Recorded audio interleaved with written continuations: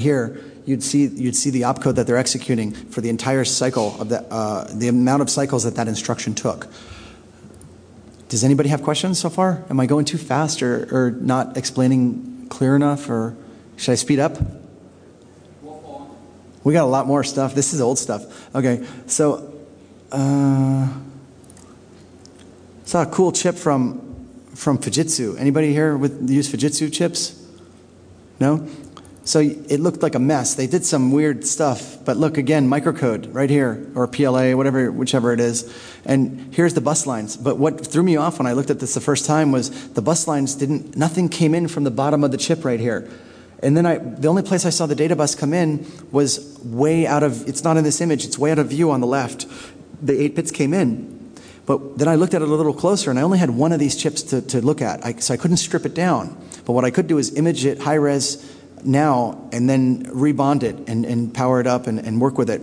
And so I imaged it high res and studied it. And what I was able to study was that this was basically laid as rows, 8 rows across the chip in the area of the core. And so in these rows, each row was a bit weight, D0, D1, D2, D3, D4, and so forth. And what actually happened was the bus line came in, went down to the bottom layer of metal, and came entirely across the chip and popped out here, and then popped out here, and popped out here. So all 8 bits popped out here, and meanwhile they interconnected at various points, what I'll call columns, for say data pointer register, program counter, register 1, register 2, whatever the architecture is. But the most important thing of the chip that makes this thing tick is they come up here, they trickle through, and then they plugged into 8 flip-flops up here. And then they had a nice line here that followed through the inverter that basically was always driven low. So hold it low, set on the bus, eavesdrop the bus, and you walk the bus with 1 needle. So with 2 needles, you dump this chip, and you've dumped every other chip that I've spoke about so far today. Microtech is this Chinese smart card company. Microtech used the same exact flash that from TSMC, except TSMC said, oh, now we have filler metal on the surface, so it's more secure. Something like this they're going to probably be peddling. But I've already studied the flash on the older Freescale parts that you can buy, the 908 series of Freescale. And so you can see here the ordering of the flash. The chances that the user that designed into this TSMC process modified these lines is almost 0% possibly. So here's that die, and here I've marked exactly what to do. So I've said, okay, it's 25 to 27 spaces over from M3. I don't know really what I mean there actually, but I think I don't know. Anyway, and then right in this box is where I want to dig, and what's under there is data bus bit 0.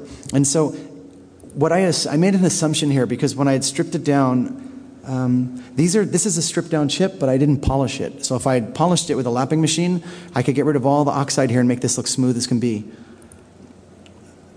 Just some notes on the chip. There's that filler again. It's everywhere. Here's some dark images of it. I'm just looking for the bright image. So here's a delayered chip, and we've got a huge flash here, 128 kilobytes. We've got 2 huge static RAMs. We've got 2 small static RAMs. This should be the 256 internal bytes. And then we have a boot ROM. So there's a ROM right here.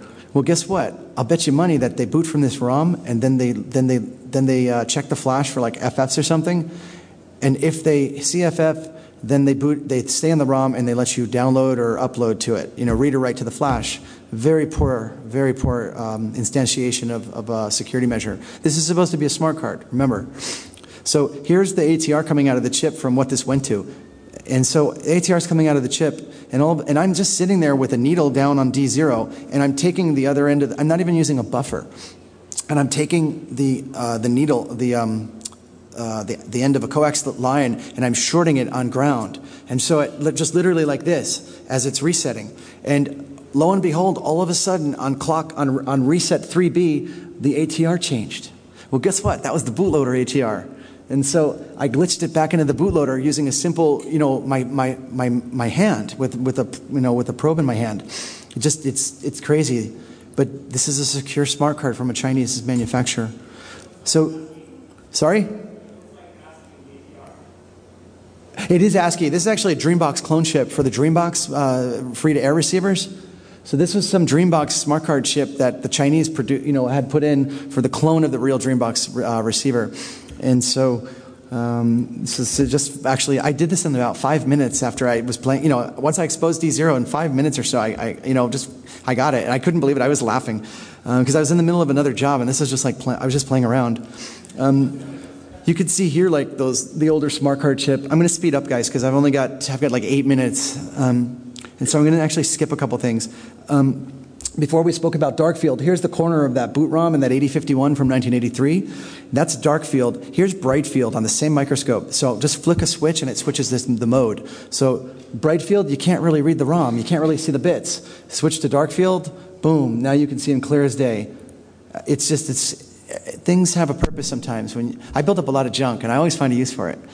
So because the optical microscope today is not that good. I use a fib today like crazy. And so like the 66 PE, I'll polish them down using a lapping machine. So I'll strip off a layer. I get all that oxide residue left. The metal floated away, it's gone.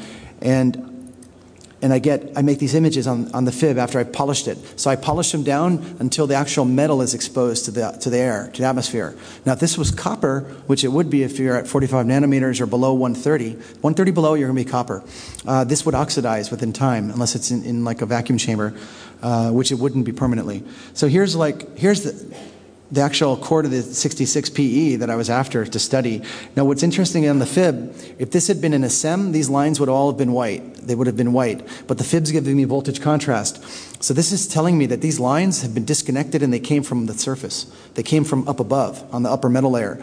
And so I polished this thing so smooth that you can still see, these are the vias where they made a connection before.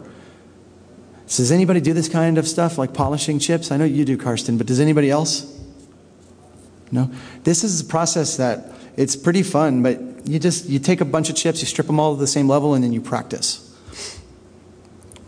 You could build your own polisher too if you really tried. The liquid is really what you need to get, which is about $100 for a gallon of it. Here, if they had made microcode changes to the 66 PE, I would have seen it in this table. This is one of the instruction tables. The 66 PE, as I've discussed when I did the TPM attack, runs on microcode. And so it's kind of their doom. Now the bus scrambling I spoke about earlier, nobody's doing that anymore. They're doing it maybe outside the core, but in the actual central nervous system of the chip, the CPU is almost never scrambled, and I don't know why. Here's the metal 2 layer of that same area. So now in Photoshop, I can stack these images, and I'm running out of time, so I'm going to try to find that fast. I'll find that last. So another cool thing in the fib, you get a chip like an ST with a mesh. I can drill down a hole. This is all tungsten residue right here, or platinum residue. I have both metals in my fib. So I drilled 8 holes and touched the bus line. The bus line is running exactly north and south on this picture. So from the top to the bottom, it's running down the chip. So I found isolated where the bus line was with a reference right here, but it's out of view kind of. But right in here, that's a hole that I dug to see where are the lines down on metal 3. I use a chemical called xenon difluoride in the fib to do this without hurting the metal.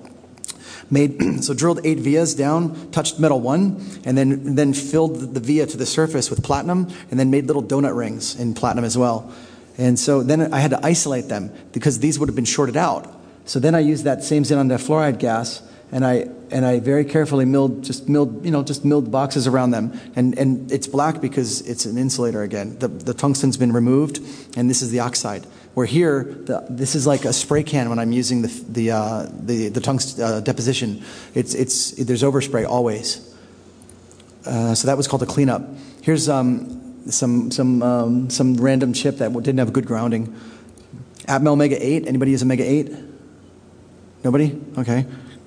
The poly, not a very good. I need to practice when I'm polishing the poly. ST Thompson 350 nanometer process. It's used for like Nagravision, people around the world, GSM SIM cards. Not secure, but people have to focus to break it. This is again polished, not perfect, but good enough for what I was after. So you can see like an overall mosaic I was starting to make of the chip. So these are 1, 2, 3, 4, 5 across. So this would have been 5 across by so many down, just to give me an overall mosaic in the fib. It's kind of I just did it because I could, but I didn't actually stitch them yet. Just no time. And so I was going to discuss this stuff, but there's not enough time to really cover it. The ST mesh, even today, I just did this last week with Karsten Knoll. Make a nail polish mask, boom. It's in the wired video. You can see it. The mesh is gone. The chip's alive if I repair the mesh, if I jump it. Here I'm focusing on the mesh, the actual top metal itself to show you. And here I'm focusing on the actual lines down below. There's 7 to 6. Mesh is out of the way. Hit it with a laser and touch the bus, and it's no problem. Get into newer chips. 180 nanometer chip, same technique, nail polish attack, boom. I just did it. Did it with Karsten the other day. The problem was that the nail polish, it flaked off or something from too many rinses and etches. These are very small timed etches, like 10 seconds, 15 seconds. You dip it in, a drop of hydrofluorics going down here, diluted for 15 seconds. Rinse it, check it. Do it again. Rinse it, check it. And the hot plates, it's slowly breaking down the nail polish along with the HF too. But you can see here the lines below. And this chip will work if I jump the bus. There's no reason it wouldn't run still. With the Thompson, remember, I only have to bridge one line. So here's a Thompson, brand new K7. This is the exact same chip Nogger 3 uses. That's why I don't understand why it's never been broken, except that the hackers are lazy maybe. I don't know. Or the Canadians are I don't know, maybe the laws changed in Canada. So here you can see I dropped tungsten across here, and this is a tungsten deposit. You can see the overspray, and it's so far out of the way I don't need to clean it up. And so this is connecting the mesh line from here to here. I went this is overkill. I didn't have to do it like that. And it gets even better. I can really just go to the end of this mesh line and just jump it to VCC. Even today, the latest Thompson chips, the latest 180, 150 nanometer chips only have to be tied to VDD, whatever the input voltage is to the core. They give you some give you like a fake oscillation, but it's clocked by a digital circuit, and that digital circuit samples that waveform when it's high. And here, after I did this bridge as a test, I ate through the mesh. These are 8 random lines. They're not the data bus. I don't know what they are. I just was doing it to show you guys. And then if you want to know how small that really was, it's here. So you can see, oh, I'm sorry, it's here. It's here. It looks like a speck of dirt. It's so small. And so here's the bridge, and here, this is optically looking at it at 1,000 power, and here's the hole I made. It's so tiny. And then here's the edge of the chip that says K7 something. That 7 means it's 100, well, no, it doesn't, I'm sorry. If you reference this code back to the chip, it's an STW, so this is actually 180 nanometer. STN is 150 or so. Does anybody have any questions? No? I do need to show you one thing, though, before you go. Okay, one question. Do you have any software that you're using to automate the analysis of the imagery? It's something I'm working on, but I don't. I actually do this all by hand, which is crazy. But I'm working with Karsten up here in the front row, and he's got a nice set of tools out there that can help me to automate it. And there's various other programs that can help automate it too. I didn't even, like ST23 is 90 nanometers. Here's the ROM of one. You can see the ROM bits there, clear as day. But I literally will typically do this by hand. But if I'm going to image a ROM like this, I need to do it automated. There's no way I can sit there. And I'm also going to assume that the ROM is encrypted. So I want to get an image of it, and then I want to study how it drives the addressing scheme, and then where the bus goes as soon as it gets into the core, where's it going to go? Here's another picture of that 90 nanometer part. 90 nanometers is a pain in the butt, so I don't even want to know what 45 is like. And this is a mesh that they're trying to give another impression of. Does anybody else have a question? Can you come to the mic?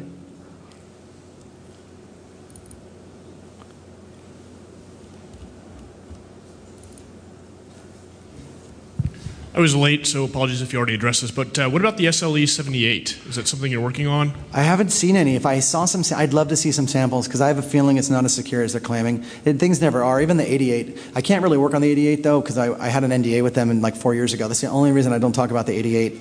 But the 78 is going to be something like the 88, which is like a dual rail type infrastructure. But what happens after the checksum? I mean, it's so funny. Infineon came with a comeback about me, and they were like, "Oh, the opcode is never in the clear." Well, that's BS. Anybody that designs CPUs knows that somewhere in the core, that instruction's in the clear. So what's going to stop? What's going to need to happen on